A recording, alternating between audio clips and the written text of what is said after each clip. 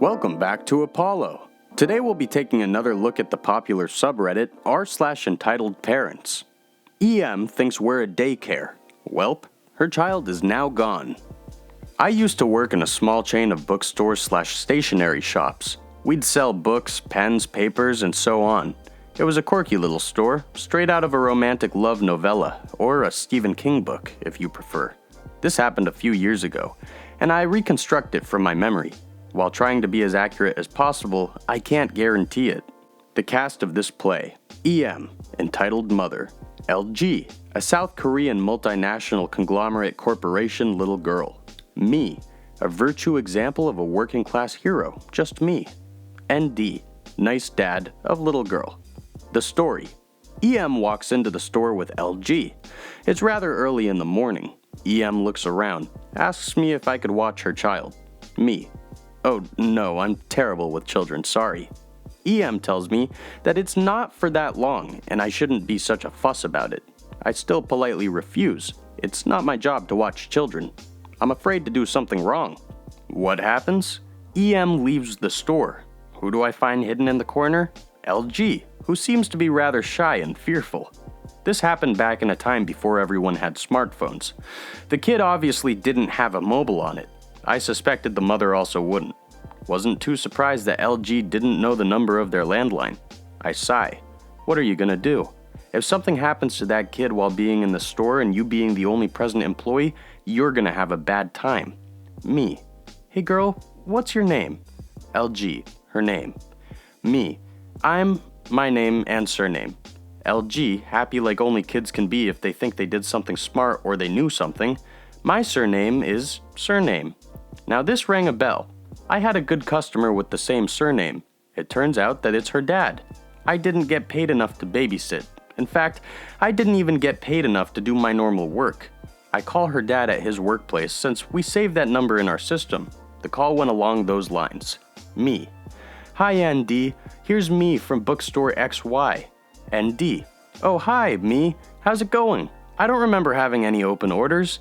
Me: yeah, look, listen, do you have a daughter?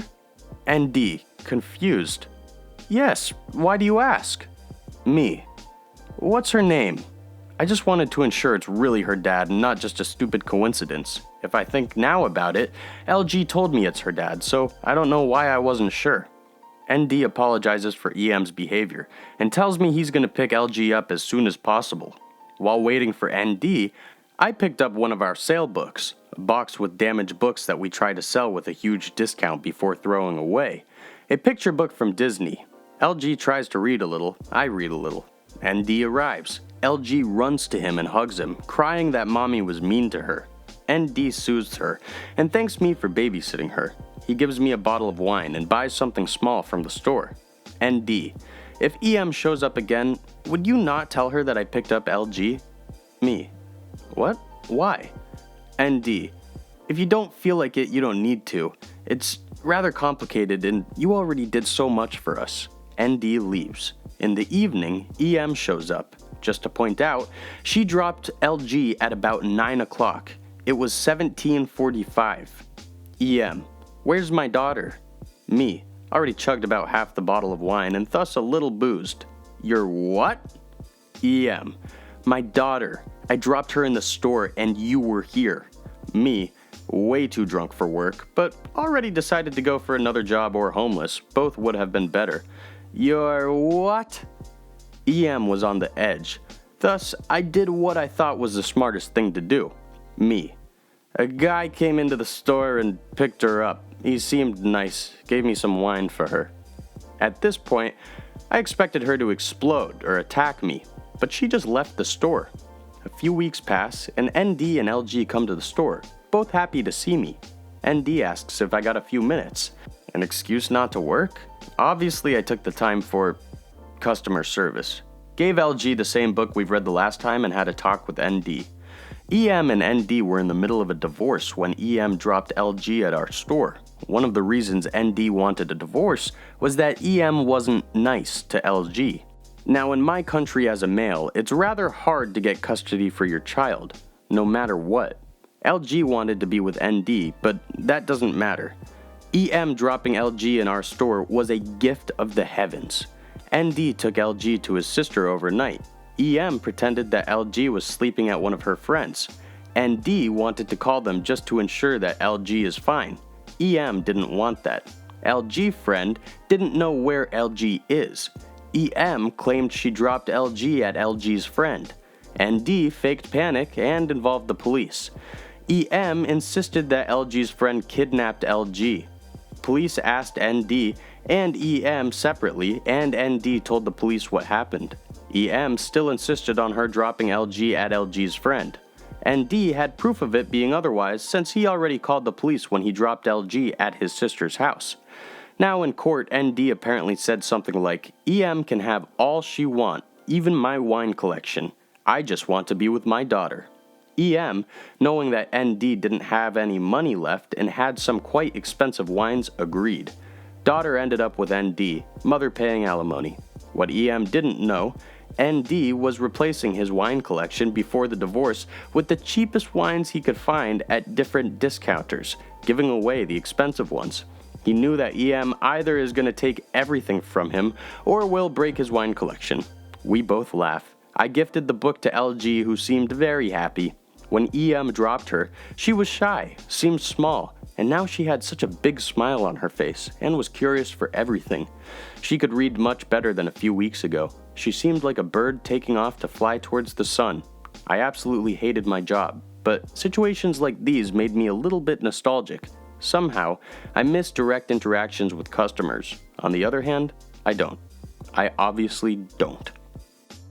You can't just throw out a stranded pregnant mother and her toddler at 3 a.m. in the cold. Oh yes, I can. Buckle up, everyone, for this bumpy ride. Okay, so I was chilling in my living room around 3 a.m. playing some video games. My parents are out of town visiting some friends, and I decided to stay home, house to myself and all. So here I am, in nothing but bra and panties, when there's a knock on the door. What the I think to myself. So I scrambled to get my clothes on, and I answered the door. It was a family acquaintance with her already whiny little brat. She's also visibly pregnant, and we'll get to why that part is important later. Me. Hey name, what's going on? Her. My car broke down, and tow company can't come to get my car until tomorrow. Think me and Brat's name can crash here tonight? Me. Sure you guys can. Sleep in the living room. I let them in. Me. Want anything to eat or drink? Her. Coffee if that's not any trouble. Me. Sure, no problem. So I go to make some coffee when I see little picking up my controller. Me. Hey, little guy, please put that down. Her. Oh, can't he play a game? Me. No, I'm in the middle of something, plus he wouldn't know how to play the type of game. Her. But he really wants to. Don't you, little I want to play. Me. No, you can't play. Little I want to play, I want to play, I want to play! Ah! Throws the controller at the TV, shattering the screen. Me. What the I rush over to the TV. Her. Hey, don't you swear at my child. Me. You just let him destroy my TV like this. Her. You're the one who didn't let him play the video game. Me. I said no, and you have to teach your brat that he isn't owed jack. Her. How dare you? You just wait until I tell your mother about how you treated him. You'll make a terrible mom. Me. I'm not having kids, but if I did, I wouldn't let them be spoiled little like Brat. Her. You are being the brat right now. Just get a new TV and quit whining. Me.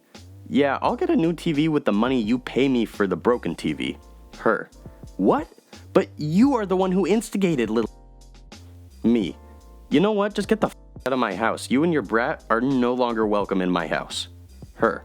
What the is wrong with you? I'm pregnant and have a toddler and have nowhere to go. You can't just kick out a stranded pregnant mother and her toddler at 3 a.m. in the cold. Me. Oh, yes I can, you insufferable. Get the out of my house before I call the cops. Her, picking her brat up and heading towards the door. Just wait until I tell your mother about this. Me. Yeah, I'll gladly tell her about what little did to the TV and that you refused to pay for it. Her. "You'll regret this," leaves. The next morning I called my parents and explained what happened.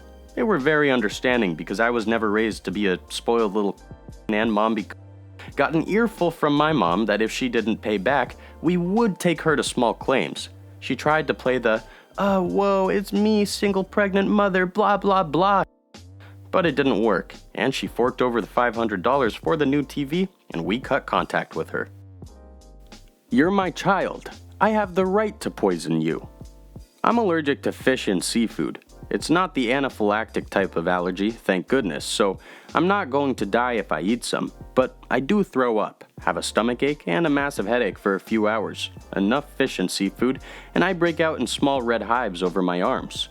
My mother didn't believe it, and as a child, I couldn't stand up to her properly. She'd force me to eat stuff with seafood or fish in it to prove I wasn't allergic, then ignore me as I was sick. One day, she had a dinner party. I was dressed up beautifully and trotted out to parade before the guests. At the time, I was around 9, precious for my age, and absolutely fed up with my mother making me sick. When she held out a fish cutlet, fish cooked with vegetables rolled into a ball covered in batter and fried, for me to eat, I saw my chance. Me, loudly, "I can't eat that, I'm allergic to fish." Mother, "No you're not, eat it." Me, "I am allergic, I'll throw up." No Asian mother will back down in front of guests for fear of looking like she can't discipline her child.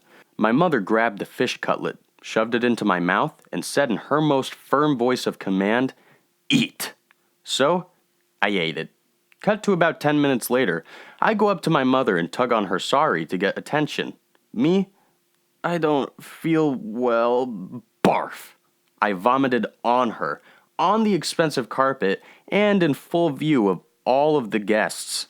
My mother has a reputation for being a kind, generous, charitable, and very religious woman, so in front of all the guests, she couldn't do anything except act sympathetic and send me off to bed to recover. She never made me eat fish or seafood again.